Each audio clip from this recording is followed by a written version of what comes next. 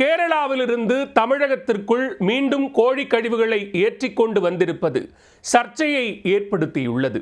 இதனை தட்டி கேட்ட இளைஞரை 3 பேர் சேர்ந்து தாக்கவும் செய்துள்ளனர். கேரளாவின் செயல்பாடும் தமிழக சோதனை சாவடியில் இருக்கும் போலீசாரும் மாறுவது எப்போது? கன்னியாகுமரி மாவட்டம் அருமனை அருகே வடபச்சை கைத்தச்சன்விளை பகுதியைச் சேர்ந்தவர் பிபின். இவர் இன்று காலை டீ கடைக்கு சென்று கொண்டிருந்த போது அந்த பகுதியில் கேரள மாநில பதிவெண் கொண்ட சரக்கு வாகனம் ஒன்று நின்றுள்ளது. வாகனத்தில் இருந்து கடுமையான துர்நாற்றம் வீசியதால் அதன் அருகே சென்று பிபின் பார்த்திருக்கிறார். அப்போது வாகனத்தின் பின்பகுதியிலிருந்து இறைச்சி கழிவுநீர் கொட்டி கொண்டிருந்ததை பார்த்தவர் தனது செல்போனில் படம் பிடித்ததோடு அருமனை காவல் நிலையத்திற்கும் தகவல் கொடுத்துள்ளார். பிபின் செல்போனில் படமெடுத்ததை பார்த்து கொண்டிருந்த இருவர் அவரது செல்போனை பறித்து உடைத்துள்ளனர். மேலும் வாகன ஓட்டுநர் உட்பட 3 பேர் சேர்ந்து பிபினை கடுமையாக தாக்கியுள்ளனர். தாக்குதலில் முகத்தில் காயமடைந்த பிபின் அருமனை காவல் நிலையத்திற்கு சென்று புகார் அளித்திருக்கிறார். பின் அருமனை அரசு மருத்துவமனையில் அனுமதிக்கப்பட்டு சிகிச்சை பெற்று வருகிறார்.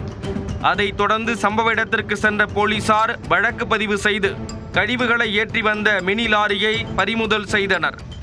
மேலும் அதன் ஓட்டுநர் கேரள மாநிலம் ஆனாவூர் பகுதியைச் சேர்ந்த புஷ்பராஜை கைது செய்து விசாரணை நடத்தி வருகின்றனர். பிபினை தாக்கிய மேலும் 2 தலைமறைவான நிலையில் அவர்களை போலீசார் தேடி வருகின்றனர். கேரள மருத்துவ கழிவுகள் திருநெல்வேலியில் கொட்டப்பட்ட விவகாரம் முடிவுக்கு வந்த நிலையில் இறைச்சி கழிவுகளை கொண்டு வந்து கொட்டுவது இன்னும் தொடர்ந்து கொண்டேதான் இருக்கிறது.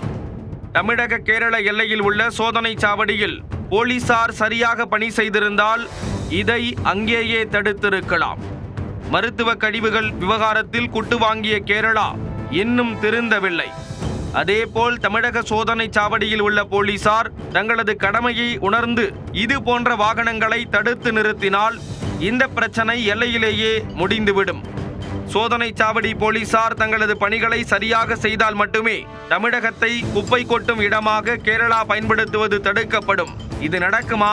போலீசார் நடவடிக்கை எடுப்பார்களா என்று பொறுத்திருந்து பார்ப்போம்.